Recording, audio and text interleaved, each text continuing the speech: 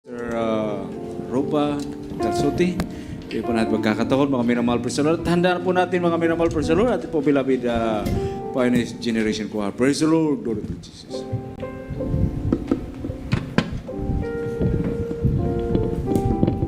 Praise the Lord, glory to God.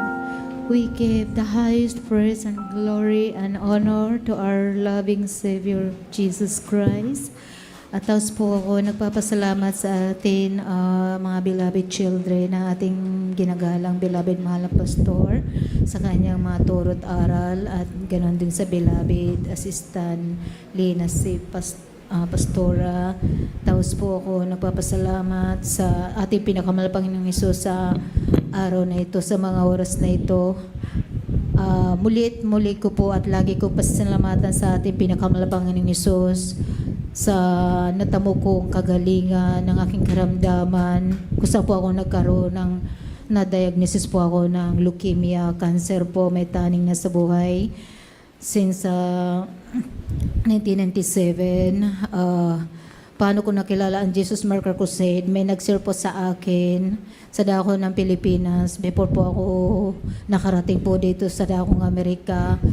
Dahil po ako ay nananalangin sa ating pinakamalapang Panginoong Hesus kung saan matatagpuan ang tunay na gawain, ang tunay na Diyos. Kasi yun nga po, nagkaroon ako ng mga trials, pagsubok sa aking buhay.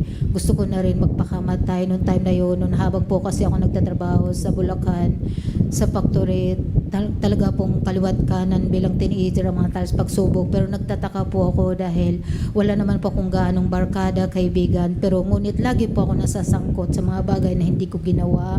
Doon po ako nagtataka hanggang sa nag-isip na lang ako na parang gusto ko nang tapusin ang buhay ko. Ngunit isang araw po, napakinggan ko ang isang awit. Yung awit na natutulog pa ba ang Diyos.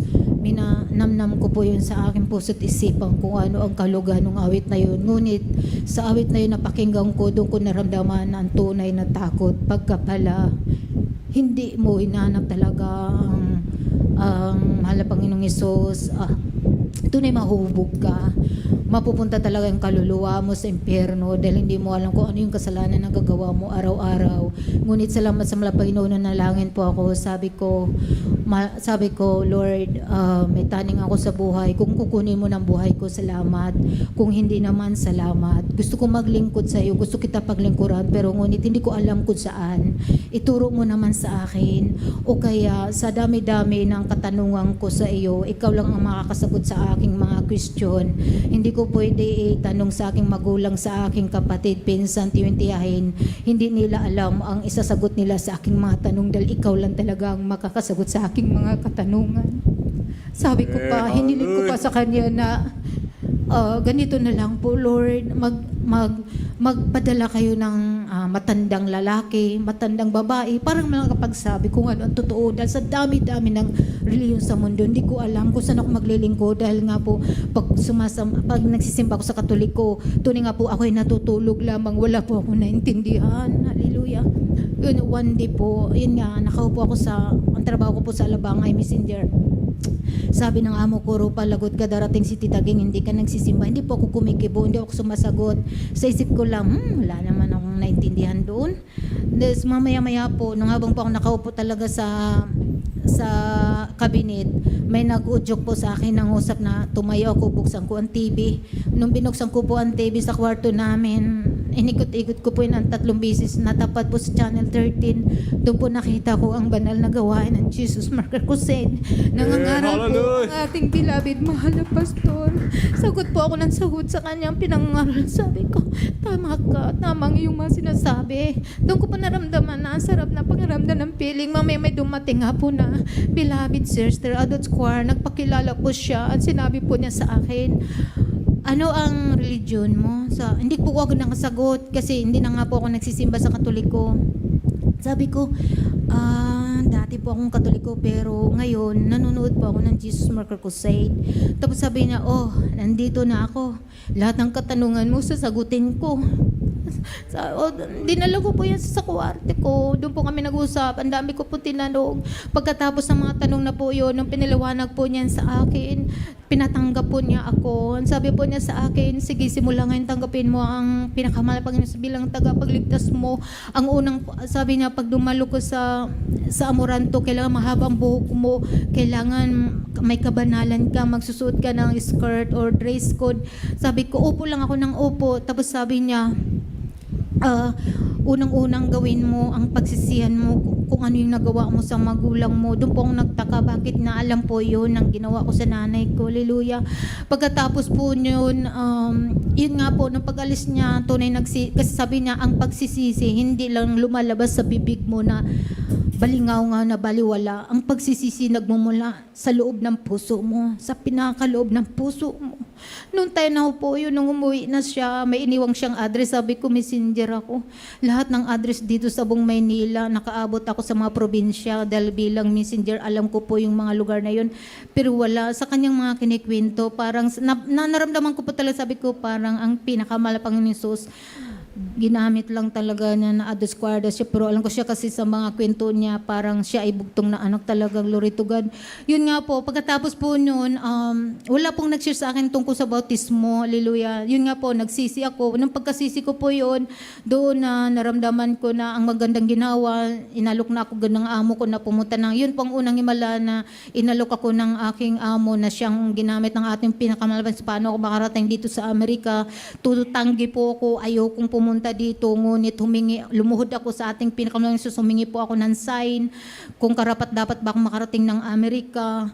Yun nga, kinaloob pala ng ating pinakamalapang Jesus kasi ang layunin pala niya, ako pala ay magagamit bilang host ng Bible study, hindi man karapat dapat, glory to God, sa dako ng Monterrey, praise the Lord, glory to God, hindi po ako karapat dapat sa ating pinakamahal Panginoong Jesus, hallelujah.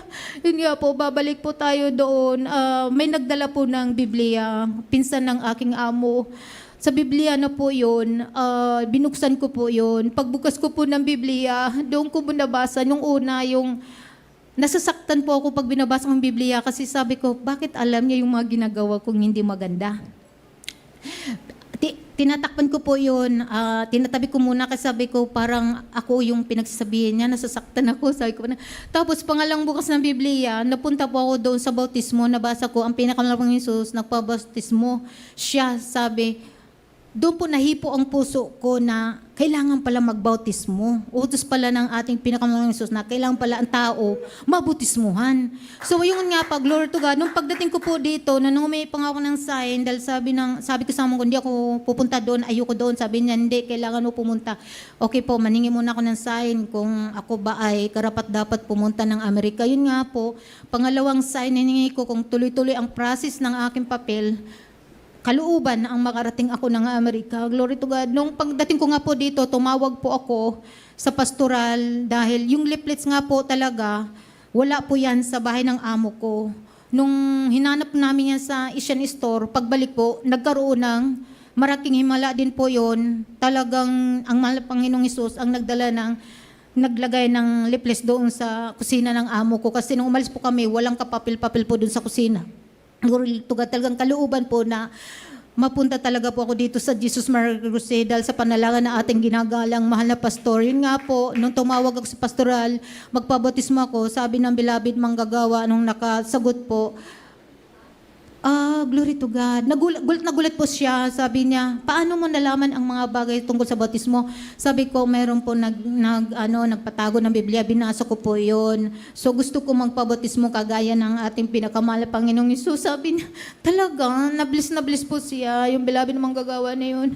Tapos sabi niya, sige, daling namin ikaw sa ilog. Nandun po ang bilabid Kuya Be, bilabid Ate Tina. Sila po yun ang magbautismo sa akin sa ilog. Noong nang bautismoan po ako, glory to God, ang himala sa akin ng Panginoon, nilabas po ng 3 buwan yung maitim kong dugo. Tapos inayos din ng pinakamahal Panginoong Hesus yung matris ko na wala sa gitna na sa singit ng buto. Nanalangin po ako kung tunay siyang totoong Diyos dito sa Jesus Miracle Crusade.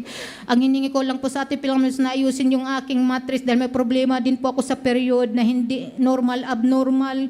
Kaya nung nagilala ko ang Diyos dito sa Jesus Miracle Crusade, lahat po yun talagang pinagaling ng ating pinakamahal Panginoong Hesus. yung lahat ng Praise the Lord. karamdaman ko. Hindi magkaanak, binigyan ng Diyos ng anak. Tapos yung pagninikarilyo, pagsusugal, talagang binago ko ng ista ng ating pinakamalabang Amen. Hallelujah. Jesus sa Praise the Lord. misteryo ito. Maraming mga pagpapala na natatanggap ko sa ating pinakamalabang Jesus. Mula noon hanggang ngayon, napakabuti ng ating pinakamalabang Jesus. Dahil po yung sa unang panalangin natin ginagalang, mahal na Pastor, hallelujah. Higit ko po pinasalamatan sa ating pinakamalabang Jesus sa mga oras na ito dahil dinugtungan pa niya ang buhay ko nung tinanghingan ako ng buhay araw-araw po. Yun po ang pinapatutuo ko sa trabaho ko dahil ang dami pong mga tourist ngayon na pumapasok sa tindahan po. Lagi po niya ako tinatanong, nilalapitan kung Kristiyano daw po ako. Sabi ko, oo. Sabi, tapos nakatitig po sila sa akin. Nagulat na gulat po sila. Nakatitig din po ako sa kanila. Nagtitigan kami kasi sabi nila, Christian ka. Sabi niya, Christian din kami, pero bakit kakaiba ka? Sabi ko, ha? Nasabi ko na lang po no isang araw, mag-iima po sila. Sabi ko, kasi ang aming beloved mahal na pastor, nagayuno na 92 days. Walang kain, walang inom-inom ng tubig, kay lahat ng mga karamdaman dito pinagaling. Kaya ang kapangyarihan ng Diyos nakikita talaga sa tao. Nabubuhos lalo na sa banal na presensya dahil sa pagayuno, pagpapagal ng aming ginagalang mahal na pastor. Sabi nung mama, ng puti, taga Texas po sila sunod-sunod.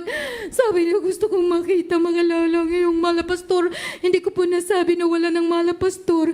Lagi ko po talaga sinasabi na siya nagpupuri na gayuno kasi nagtataka po sila. Yun lang tangi po ang nasasabi ko. Tuwing pinapatuto ko yung sarili ko, doon ko naramdaman ang banal na presensya ng mga Panginoon. Kaya nga po, ngayon, glory to God, kaya nga po nung may ginapit ang kaaway ngayon, nagkaroon po ako ng problema sa trabaho ko dahil sabi ng galit na galit yung kasama ko dahil bakit daw ako sobra-sobra sa araw, sa oras, sa pagtatrabaho? Hindi na daw ako nagpapahinga, hindi na daw ako nagdidiop. Sobra-sobra na daw kung ano ang mga pinagsasabi niya. Sabi ko, wala akong magagawa kung ang amo natin ay naglagay sa akin dito sa trabaho. Tapos sabi niya, hindi, magdiop ka. Kailangan mo magdiop. Kailangan ka mag-absent. Huwag kang magtrabaho, huwag kang pumasok. Ang pumasok na lang sa isip ko po, yung mga salita na yun, imbis na magalit ka, mainis ka, magtaka ka, pero ang pumasok na lang, baka kaluban to ng ating pinakamalapang ng Jesus. Kasi nga po, nangusat ng ilang beses ng ating pinakamalapang Jesus na kailangan kong umuwi ng Pilipinas, mag-look fasting, hallelujah. Tapos sabi ko na lang po, pinakamalapang Jesus, para sa akin, mahirap gawin yun. Alam kong walang imposible sa'yo, pero dito na lang po, kung loobin po ninyo, bigyan na lang po niyo ng kalakasan kasi sa mga oras na ito, marami po kaming merchandise na dumating araw-araw. Pinagpapala po ang aming negosyo ng aking amo. Glory to God. Hallelujah. Kaya sabi ko, pinakamalapang Panginoong Isus, ganito na lang po kung mabigat ang trabaho ko, 1 meal, kung hindi po, magto 2 meals. Dahil noong po, naranasan ko na 1 month po, nag 2 meals po ako sa kahabagan ng ating pinakamalapang Isus. Nakayanan ko na po dahil sa kahabagan ng ating pinakamalapang Isus. Kaya po, hiningi ko pa sa kanya kasi nga po, na ano ang malapang Isus, dahil nga araw-araw po talaga marami lumalapit, nagtatanong kanya-kanyang katanungan. Higit sa lahat, katanungan sa salvation, katanungan sa mga images. Kaya nga po, dahil nangusap din ang ating pinakamalapang Isus na ihanda, i-ready ang mga verses tungkol sa mga images. Sino ako para hindi ko gawin nung una, tumanggi po talaga ako sa ating pinakamalapang Isus. Ngunit na palalahanan po niya ako. But ngayon, glory to God, hindi po talaga na ako po itatanggi. Kaya kahapon po, nag-absent ako sa trabaho, nagtaka, nagulat ang aking amo na bakit ako umasin, na hindi ako nagtrabaho. Sabi ko, parang inusig ako ng ating kasama, pero huwag kang magalit sa kanya. Sabi ko sa kanya, kaya naman siguro nila, hayaan mo lang. Sabi ko ng ganun, sila na lang ang bigyan natin ng maraming araw at oras sa pagtatrabaho. Sabi niya, hindi, kailangan kita, mas kailangan kita kaysa kanila. Sabi ko, hindi. Sabi ko ng ganun, pagbigyan natin sila, ayoko silang magalit sa akin. Sabi ko ng ganun, huwag ka na magalit. Gusto nang lusubin. Sabi ko, wag, hindi ganun, hindi tama yun. magpakumbaba tayo, hayaan mo lang siya. Sabi niya, Rupa, akong amo, oo, alam ko, pero magpakumbaba tayo, hayaan mo na. Hayaan mo na. Sabi ko, huwag kang makipag-ano sa kanya. Tapos, yun nga po, kahapon, nung nang-absent po ako, tunay nga po, glory to God, napakasarap sa pakiramdam na nag-absent ka sa trabaho, hindi mo inalala na ang kikitain mo, bagos ang nasa isip ko na masunod ang kalooban ng ating pinakamahal na Panginoon Jesus.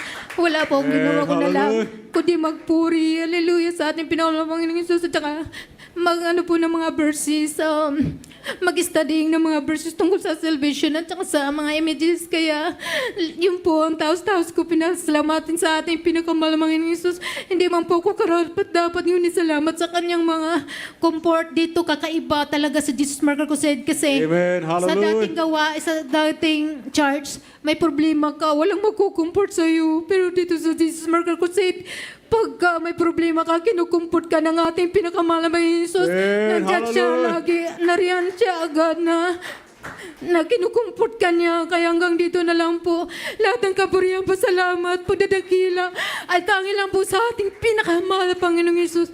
Praise the Lord, Lord to God. Hallelujah. Glory to Jesus. God bless you po sa ating beloved Sister Rupa Calzote. Parang